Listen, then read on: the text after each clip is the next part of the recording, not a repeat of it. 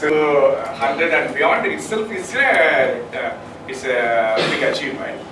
அதுக்கப்புறம் when somebody has a fall, hip fracture ஆகி அந்த hip fracture நம்ம ரிப்பேர் பண்ணி திரும்பி getting them back to their normal mobility, pre-injury status கொண்டு வரதுனா is a big task. That's why this one needs this is taking care of the children.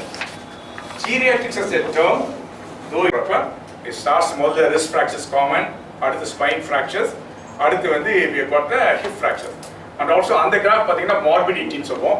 So the fracturesனால patients ஓட other complications that also goes higher up. And also he is unable to walk 50 meters. On the 5th day, he is planned for discharge. That is on today's speaking after 25 minutes. The irrelevant talking and the மாதிரி எல்லாம் போவாங்க. The main factor பாத்தீங்கன்னா it's already coexisting with the dementia, மறதியின்மை இருக்கும். My voice for the good of the national.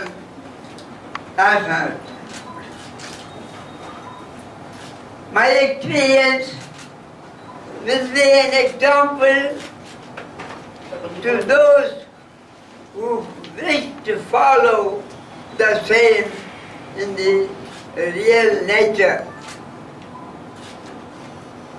I am 103 years old, having been born on 14/12/1915.